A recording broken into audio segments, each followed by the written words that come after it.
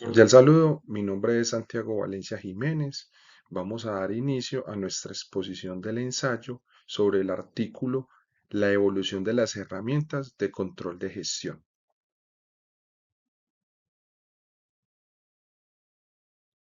Dentro del artículo entonces encontramos o pude asociar cuatro ideas principales.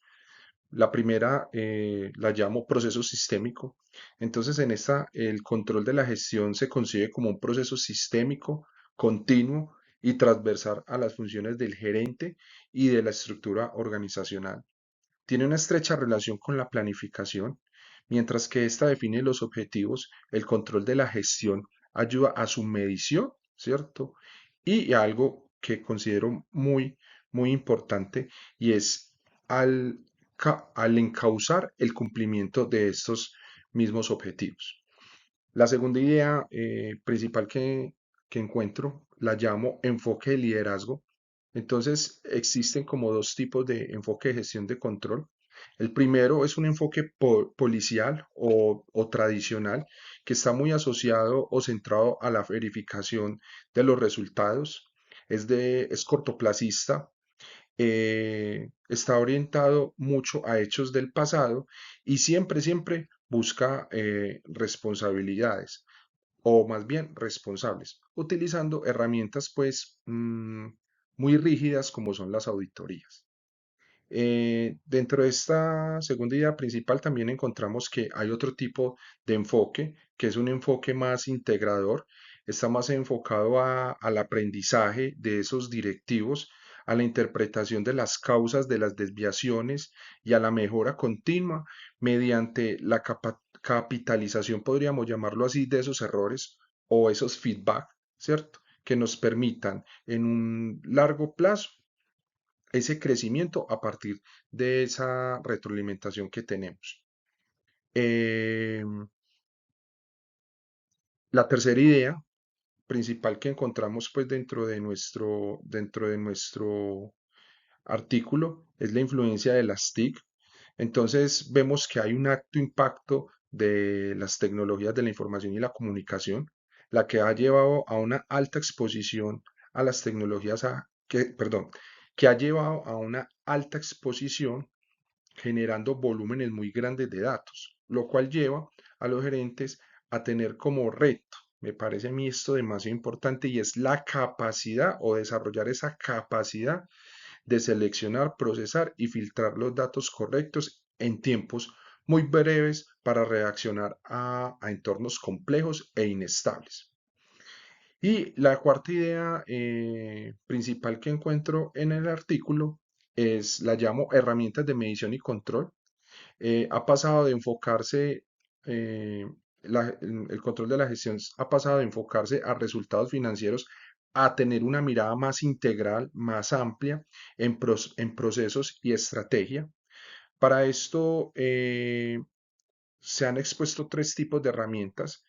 La primera de ellas es el presupuesto. Sigue siendo una herramienta muy útil, aunque demasiado rígida, pero indispensable para la gestión.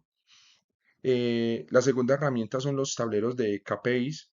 Reúne todos esos indicadores claves de rendimientos que deben de analizarse en su conjunto. Ahí hay algo muy importante y es que la alta gerencia no puede caer en la segregación, en hacer análisis solamente como por partes o por procesos, sino que tiene que tener la capacidad en estos KPI de mirarlos de manera holística y integral. Y la tercera herramienta, el cuadro de mando integral, más conocido como el, el Balance Scorecard, ¿cierto? Entonces, este nos permite la integración de los planes estratégicos de largo plazo, ¿cierto? En una articulación de qué? De la ejecución operativa del día a día de la organización. Entonces aquí resumo esas cuatro ideas principales que considero tiene el artículo. Bueno, vamos a iniciar nuestro caso vivencial dando respuesta a las dos preguntas dentro de la metodología del ensayo. Entonces, lo primero que debemos de mencionar es ubicarnos dentro de un hospital de Medellín. Tuvimos la oportunidad de hacer parte de, o ser colaborador del Hospital Alma Mater de Antioquia dentro del proceso de cadena de suministros. Allí se hacían las compras pues, de todos los insumos vitales para el hospital, tanto eran como administrativos, insumos administrativos como papelería, insumos de aseo, como es el caso de los inventarios. Entonces, para poner nuestra primera experiencia es que dentro de ese control punitivo tuvimos la oportunidad de hacer las reformas de de una de las áreas del hospital que era de urgencias. Para esto se tuvo que hacer unas compras masivas o escaladas de material de insumos como son pinturas, resinas, una cantidad de, pues, de insumos de ferretería para que los colaboradores del área de mantenimiento pudieran hacer las adecuaciones posibles dentro del área de urgencias que se necesitaba.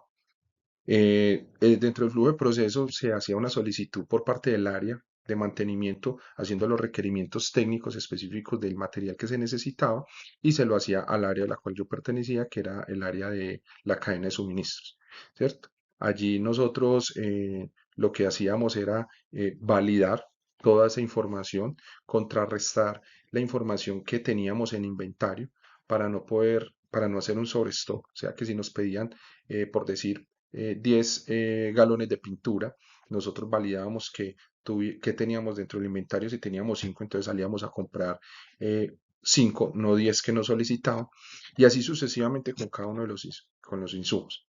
Pero ¿qué sucede? Aquí hay algo muy importante, y era que el hospital no tenía una automatización de sus procesos.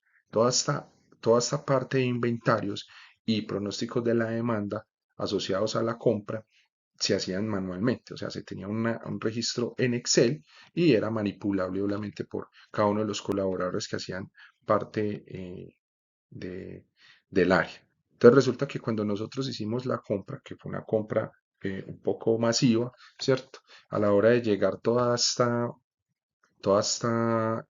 estos insumos, ¿cierto? Se les empezó a hacer la entrega al área respectiva de mantenimiento, y a la hora de hacer los conteos nos dimos cuenta pues que tuvimos un sobrestock, o sea que hicimos una compra de más insumos de lo que necesitábamos. Eso, pues obviamente al hacerlo conjunto con ellos y a la hora de hacer la entrega, el área de mantenimiento pues se dio cuenta de que estos insumos habían quedado en exceso y que no iban a poderse implementar de manera inmediata dentro del hospital, sino que iban a tener que gastarse paulatinamente, lo cual convertiría pues en un alto riesgo o un riesgo materializado dentro de la institución, que era esas compras innecesarias. Allí pues se escaló a la alta gerencia y ellos pues tomaron unas medidas ya punitivas de resultado, que a la hora de asociarlo pues al mapa de riesgos que teníamos dentro del proceso, dentro del área, pues obviamente se había materializado el riesgo de compras innecesarias. Esto debido pues a que lastimosamente a la hora de hacer la manipulación de los archivos en Excel, pues no se tuvo mucha precaución, se falló, un error humano, y se hizo una compra pues excesiva. Si bien considero yo que había que manejar ese riesgo, ¿cierto? Porque si bien nosotros teníamos claro que era una compra masiva, ¿cierto? Que debíamos de tener una atención muy importante en cada uno de los datos que nos están solicitando, pues considero que la organización también estaba cayendo en un incumplimiento, y era que no tenía automatizados los procesos, y eso hacía más difícil la gestión del riesgo. En el área, pues se llamó la atención, hubo unos llamados de atención a descargos. Se sintió el grupo muy desanimado porque finalmente eh, uno de los resultados o conclusiones que llevamos es que para un área tan importante en un hospital de ese nivel, manejar unas compras de ese volumen por archivos en Excel, pues nos parecía que no era correcto y que obviamente era susceptible de caer en estos errores. Entonces el área sí, pues se sintió, los compañeros que estuvimos involucrados, nos sentimos pues desmotivados, y lo que hicimos fue elevar las sugerencias, ¿cierto?, al área respectiva de control interno y a las áreas de mejoramiento, de que era indispensable la automatización de los procesos a través de un software que permitiera el almacenamiento o custodia del inventario de manera segura, y de un desarrollador de pronóstico de la demanda que nos permitiera también ver cómo esa rotación del producto iban saliendo hacia las áreas, cuál era el punto de reorden que se necesitaba. Entonces, hubo una medida punitiva, pero también desde el enfoque del área, una propositiva que permitió pues hacer una acción de mejora en ese momento. Y en el segundo caso, ¿cierto?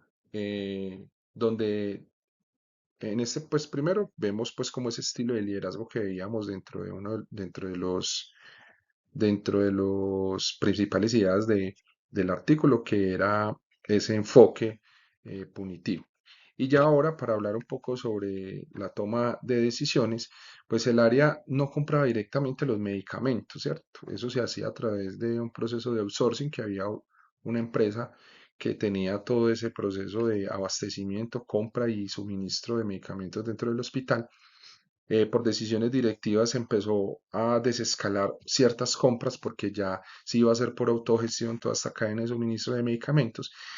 Y entonces al área le tocó empezar a liderar este espacio. Entonces, qué se hizo? Nos entregaron una gran data desordenada, una data que no estaba clasificada, que no tenía tipología de medicamentos y por ende, pues no se entendía muy bien. Era una infinidad, pues, no recuerdo bien, eran más de 100.000 referencias de tipo de medicamento, de implementos, de insumos médico-quirúrgicos que generaban un volumen demasiado importante y que a la hora de toma de decisiones pues se volvía muy compleja por dónde empezar. Entonces, desde el liderazgo del área, lo que se tomó la decisión fue empezar a hacer una agrupación, empezar a identificar cuáles eran medicamentos, cuáles eran insumos médico-quirúrgicos, ¿cierto? Como son gasas, jeringas. Y dentro de la clasificación de los medicamentos se empezó a hacer unas subclasificaciones, ¿cierto? Entonces, ¿cuáles eran los medicamentos que eran de alto costo? ¿Cuáles eran los medicamentos que eran genéricos? También hicimos otra clasificación por tipo de proveedor, cuáles eran los medicamentos que tenían distribución exclusiva, cuáles eran los medicamentos que tenían pues no distribución exclusiva, sino que tenía otros tipos de distribuciones. Y así hicimos unas como agrupaciones por familia que nos permitieran identificar cada una de los insumos. Al final, eh, también empezamos a trabajar una otra clasificación, era consumo. Empezamos a identificar que de acuerdo al medicamento, cuál era el consumo asociado de cada uno de esos medicamentos o insumos médico-quirúrgicos para poder establecer los puntos de reorden. Entonces, básicamente en la implementación de este proceso de compras fue muy importante ese análisis de clasificación por tipologías o por familias que nos pudieran llevar un mejor detalle, ¿cierto? Y una mejor análisis e interpretación de lo que se requería dentro del hospital. Entonces, con estos dos casos resumo, o resumo no, o expongo más fácilmente las dos preguntas, o doy respuesta a las dos preguntas que nos hacen dentro de este ensayo. Eh, Muchísimas gracias.